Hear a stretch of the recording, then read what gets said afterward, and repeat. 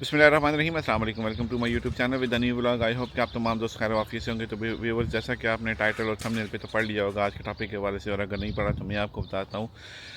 आज का जो हमारा टॉपिक है ये काफ़ी इंटरेस्टिंग होने वाला है। ये हमारा जो टॉपिक है ये क्वेश्चन आंसर के हवाले से है, क्योंकि काफ़ी दोस्तों के जो हैं वो मुख्तलिफ क्वेश्चंस होते हैं कि वीज़ा के रिगार्डिंग आप कैसे वहाँ पे कौन सी जॉब पे गए हैं, आपने किस तरह अप्लाई किया और हम कौन सी जॉब पे अप्लाई करें, और मुख्तलिफ़ किस्म के क्वेश्चंस होते हैं। तो मेरी कोशिश होती है कि मैं हर बंदे को रिप्लाई दूँ, और मैं देता भी हूँ। और ये वीडियो शूट करने का मकसद ये भी है कि काफ़ी दोस्तों के जो हैं वो इस वीडियो को देखने के बाद काफ़ी जो हैं वो डाउट्स वगैरह भी जो क्लियर हो जाएंगे, और जिनके अगर मैं आंसर नहीं दे पाया तो उनको भी जो है वो उनके जवाब वगैरह जो है वो मिल जाएंगे। और एक और वजह भी ये है कि जो नए आने वाले दोस्त हैं, अगर उनका इस रिगार्डिंग कोई क्वेश्चन है तो उनके डाउट्स भी यहाँ पे क्लियर हो जाएंगे। तो वीडियो को आखिर तक ज़रूर देखिएगा, क्योंकि कई दोस्त जो हैं वो वीडियो को स्किप कर करके देखते हैं, जिसकी वजह से जो है वो उन्हें पूरी बात जो है वो समझ नहीं आती। तो अब वीडियो जो है वो शुरू करते हैं। तो सबसे पहला जो क्वेश्चन है वो ये है कि काफ़ी दोस्त पूछते हैं कि विजिटर वीज़ा पे आके यहाँ पे न्यूजीलैंड में जॉब वगैरह मिल जाती है, या फिर अपना वीज़ा जो है वो हम चेंज करवा सकते हैं। तो इसके ऊपर मैंने एक वीडियो भी बनाई थी लंबी चौड़ी। अगर आपने वो वीडियो नहीं देखी तो वो आप वीडियो ज़रूर देखें। उसमें मैंने सारा तरीका बताया था कि किस तरह आप यहाँ पे जॉब अप्लाई कर सकते हैं। लेकिन मैं आपको बताता जाऊँ कि यहाँ पे अगर आप विज़िटर वीज़ा पे आते हैं तो आपकी यहाँ पे जॉब तो चेंज हो जाती है, लेकिन उसके लिए आपको एक लंबा प्रोसेस से गुज़रना पड़ता है। तो वो सारी चीज़ें जो है वो मैंने उस वीडियो पे जो है वो मेंशन की हुई हैं। और उसके बाद जो है वो अगला क्वेश्चन जो है वो काफ़ी दोस्तों का ये होता है कि वहाँ पे हमें न्यूजीलैंड में बताएं कि job situation, job current situation जो है वो क्या चल रही है। तो न्यूजीलैंड में जो है वो जॉब करंट सिचुएशन जो है वो इस टाइम ऐसा नहीं है कि जॉब यहाँ पे नहीं है, जॉब्स हैं। लेकिन यहाँ पे सबसे जो मेन चीज़ जो मैंने देखी है वो ये है कि यहाँ पे आपका रेफरेंस चलता है, कि आपका अगर रेफरेंस नहीं है तो आपको जॉब ढूंढने में काफ़ी जो है वो मुश्किल होती है। अगर आपके पास स्किल है, जॉब आपको मिल जाती है, ऐसा नहीं है कि जॉब नहीं मिलती है। आपके पास 100% आपका रेफरेंस होता है, लेकिन जॉब आपको फिर भी मिल जाती है। लेकिन जो ज़्यादातर जो 70% जो हाथ है वो रेफरेंस का है। अगर आपके पास यहाँ पे रेफरेंस है तो आपको जॉब यहाँ पे इजीली मिल जाती है। किसी भी फील्ड में, किसी भी जगह पे आपको यहाँ पे जॉब इजीली मिल जाती है। और दूसरी बात ये कि अगर आपके पास स्किल है तो उस बेस पे भी आपको यहाँ पे जॉब मिलती है। अगर किसी कंपनी को नीड है आपकी और आपके पास वो स्किल है, आप वो काम करना जानते हैं, तो इस बेस पे भी आपको यहाँ पे जॉब मिलती है। जो लोग इस टाइम न्यूजीलैंड में मौजूद हैं उनके लिए कि अभी चूँकि गर्मियाँ जो हैं वो यहाँ पे स्टार्ट हो गई हैं, और दूसरी बात ये है कि यहाँ पे अभी आगे जो है वो क्रिसमस का और हैप्पी न्यू ईयर की वजह से जो काफ़ी जो कंपनीज़ हैं वो इस टाइम बिज़ी हैं। स्पेशली जो बड़े बड़े मॉल्स हैं उनमें, वेयर हाउसेस जो बड़े बड़े बने हुए हैं उनमें जॉब्स वगैरह की जो अपॉर्चुनिटीज़ हैं, पार्ट टाइम या फुल टाइम भी जो है वो काफ़ी जगह पे अपॉर्चुनिटीज़ इस टाइम अवेलेबल होंगी।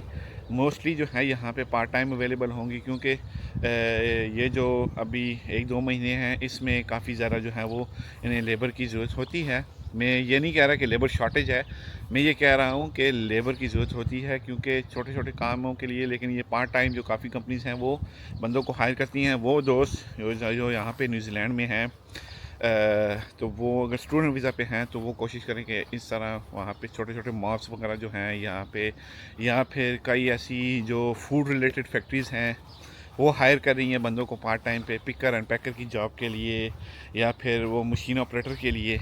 तो उसमें ये चांस होता है, आपका लग जाता है कि अगर आप वहाँ पे पार्ट टाइम के लिए जाते हैं, अगर आप अच्छी एक अपनी परफॉर्मेंस शो करते हैं उनको, तो वो आपको फुल टाइम के लिए भी यहाँ पे रख लेते हैं।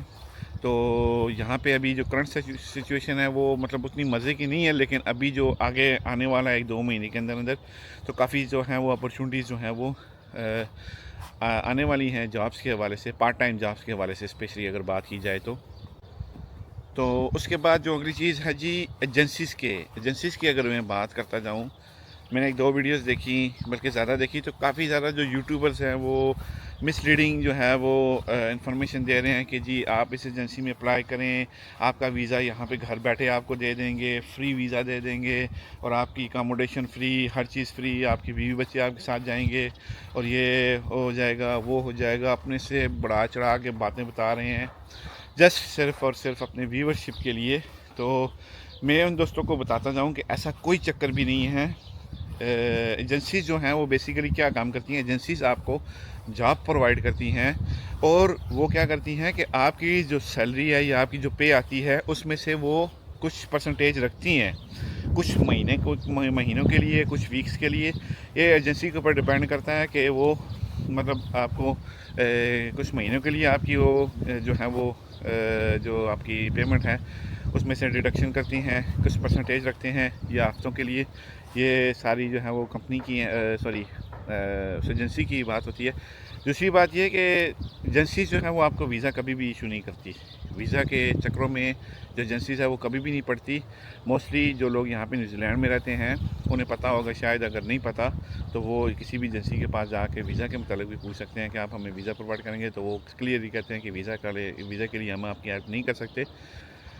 अगर आप यहाँ पे मौजूद हैं तो आपको जॉब के लिए वो भी परसेंटेज के ऊपर आपको यहाँ पे जॉब दिलवा सकते हैं। अदरवाइज़ वो वीज़ा वाले चक्करों में नहीं पड़ते। तो काफ़ी ज़्यादा जो यूट्यूबर्स हैं वो आजकल यही इन्फॉर्मेशन दे रहे हैं मिसलीडिंग के, आप इस एजेंसी के थ्रू अप्लाई करें तो आपकी वहाँ पे अच्छी सी सैलरी लगेगी और ये हो जाएगा तो वो हो जाएगा। और दूसरी बात ये कि साथ के साथ वो ये भी कह रहे होते हैं कि आपकी न्यूजीलैंड अगर आप जाते हैं तो आपकी 4000 से 5000 डॉलर जो है वो सैलरी वहाँ पे बनती है। तो वो पाकिस्तानी करेंसी में भी कन्वर्ट करके बता रहे होते हैं जी आपकी 8 लाख रुपया बन जाती है महीना, और अगर इंडिया की बात करें तो 3.5 से 4 लाख रुपया ये बन जाती है। तो मेरे भाई वो आपको सिक्के का एक पहलू दिखा रहे होते हैं, वो आपको ये नहीं बता रहे होते कि यहाँ पे आपने कितना टैक्स देना है, यहाँ पे आपने हाउस रेंट देना है, यहाँ पे आपने ग्रॉसरीज वगैरह का या अपनी जो कॉस्ट ऑफ लिविंग जो है वो काफ़ी एक्सपेंसिव है यहाँ की, वो देना है। फिर अगर आपने गाड़ी वगैरह ली है तो उसका ख़र्चा, ये सारी चीज़ें वो आपको नहीं बता रहे होते।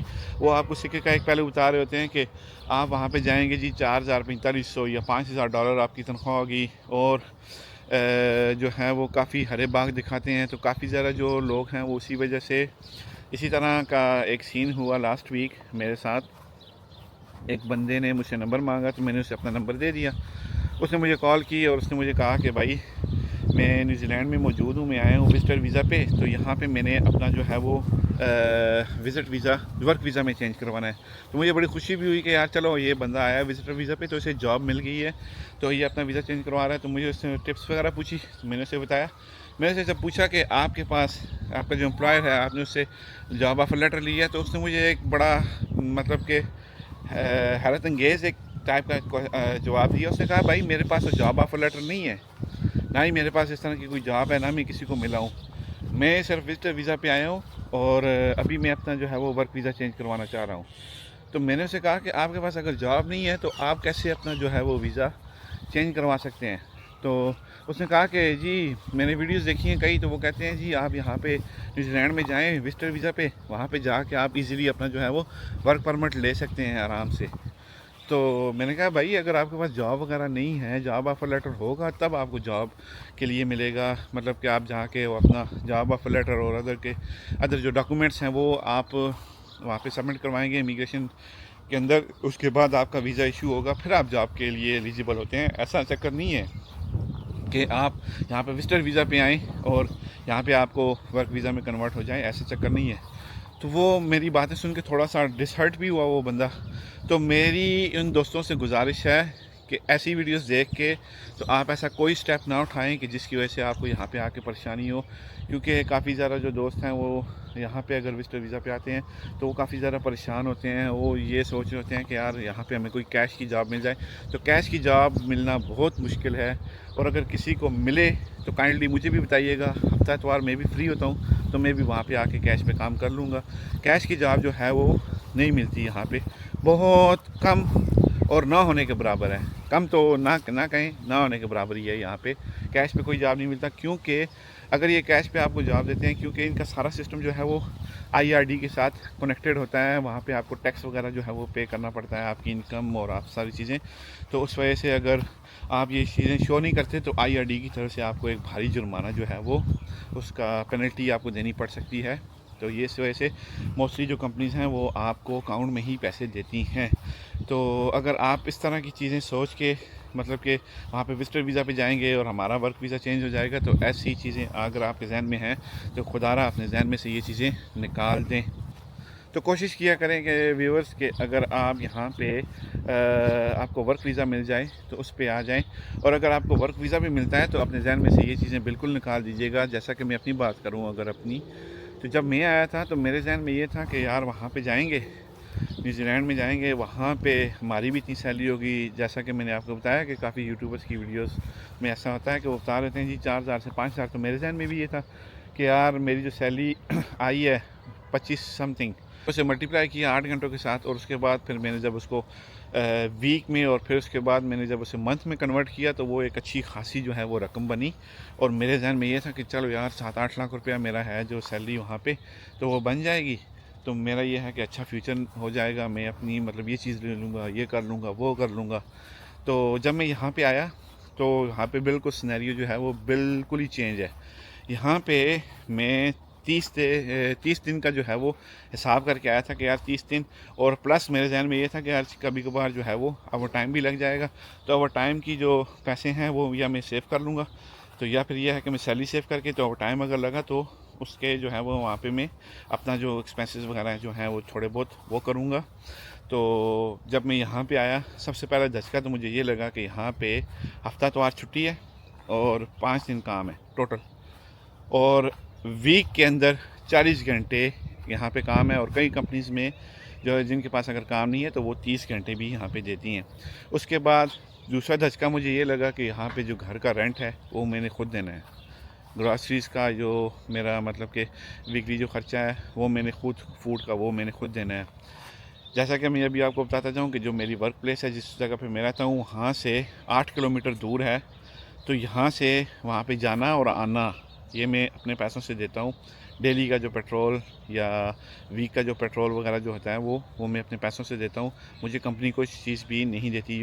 ये चीज़ें सारी जो हैं वो मेरे जहन में थी कि मैं जहाँ पे जाऊँगा बस 4500 में अपनी जेब में डालूँगा और बाकी ये जो है वो मैं याशी करूँगा, मतलब पाकिस्तान भेजूँगा या फिर अपने पास सेव करूँगा। तो मेरे जहन में भी कुछ इसी तरह का था। और अगर आप ये चीज़ें सोच के न्यूजीलैंड आने का सोच रहे हैं, ये चीज़ें अपने जहन में रख के, तो ये चीज़ें अपने जहन से बिल्कुल निकाल दें कि आपको वहाँ पे 4000 या 4500 डॉलर ही मिलेगा। आपको मिलेगा ज़रूर, लेकिन उसमें से आपका टैक्स वो कटेगा, उसमें से आपका ये जो ग्रॉसरीज वगैरह का ख़र्चा ये निकाल लें।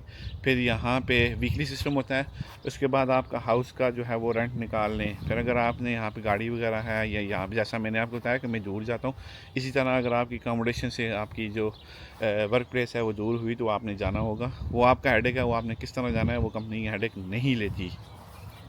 तो ये सारी चीज़ें कैलकुलेट करके, तो in the moral of the story ये है कि आपको अगर 4500 अगर मिलती है तो यहाँ पे आपके पास moral of the story again के 4500 से 2500 डॉलर आपका बच जाएगा आपको, या 2000 डॉलर आपको मंथ में, एक मंथ में बच जाएगा।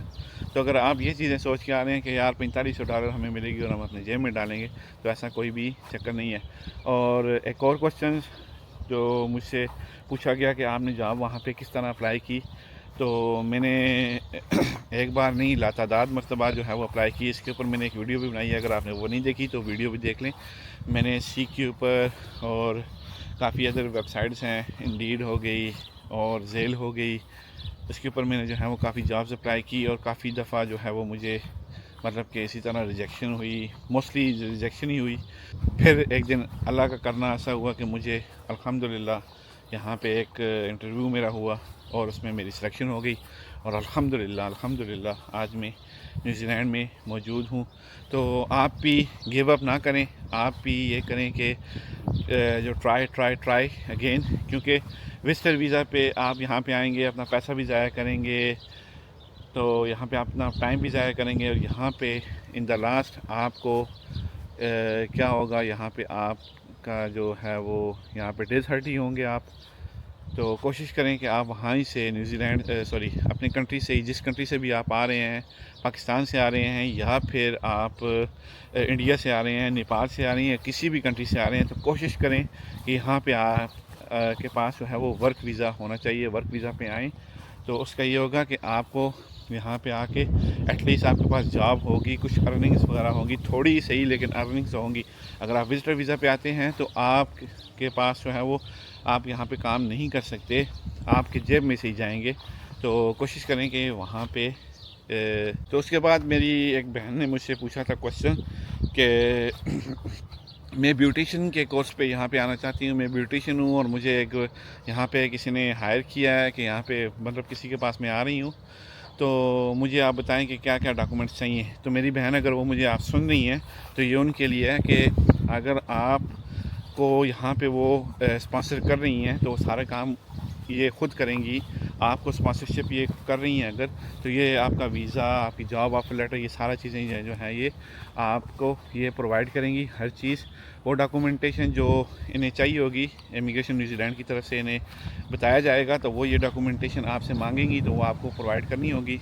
तो उसके बाद यहाँ पे ये आपको स्पॉन्सर करके तो यहाँ पे आप आके अपना काम कर सकती हैं। आई होप कि आपको आपका जो है वो जवाब मिल गया होगा।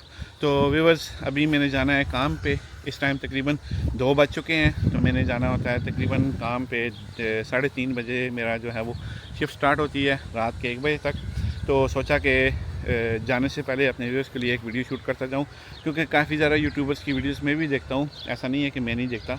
तो काफ़ी ज़्यादा जो है वो यूट्यूबर्स अपने व्यूअरशिप के लिए जो है वो एक मिसलीडिंग इन्फॉर्मेशन जो है वो फैला रहे हैं कि आप वहाँ पे जाएं, ये करें। तो काफ़ी ज़्यादा जो लोग हैं वो मतलब कि इस तरह की वीडियोस देख के और वो ये सोच रहे हैं यार हम जाएंगे, हम एक अच्छे फ्यूचर के लिए वहाँ पे जाएंगे। वो क्या करते हैं कि किसी से कोई उधार लिया, कोई अपनी ज़मीन बेची, कोई गिरवी रखी, किसी भी तरह करके वो पैसे अरेंज करते हैं, फिर यहाँ पे आते हैं। जब यहाँ पे आते हैं तो ऐसा कोई सिनेरियो उन्हें नहीं देखने को मिलता है, ऐसी कोई फैसिलिटी उन्हें यहाँ पे नहीं मिलती। तो इन द लास्ट वो फिर वो डिसहर्ट हो जाते हैं। तो खुदारा आप ऐसी कोई चीज़ इस तरह की ना करें, किस तरह की यूट्यूबर्स की वीडियोस ना देखें। और जो करंट सिचुएशन मैंने आपको बताई है, क्योंकि मैं मौजूद हूँ इस टाइम खुद न्यूजीलैंड में, तो मैंने आपको करंट सिचुएशन बताई है। तो इसी के साथ आज का व्लॉग यहाँ पे करते हैं ख़त्म। उम्मीद करता हूँ कि आज की वीडियो जो है वो काफ़ी इन्फॉर्मेटिव होगी। अगर वीडियो अच्छी लगी है तो लाइक और कमेंट तो बनता है, और अगर अभी तक आपने मेरा चैनल सब्सक्राइब नहीं किया तो काइंडली सब्सक्राइब कर दें, लाइक शेयर और बेल आइकन दबाना ना भूलें, ताकि मज़ीद इसी तरह की इन्फॉर्मेशन या नोटिफिकेशन आपको बआसानी मौसूल हो सके। तो व्यूअर्स, अभी मैं भी चलता हूँ, मुझे भी देर हो रही है। तो इसी के साथ को इजाज़त, अपना और अपने पैरों का बहुत ख्याल रखें। मिलते हैं एक नए व्लॉग में, तब तक के लिए अल्लाह हाफ़िज़।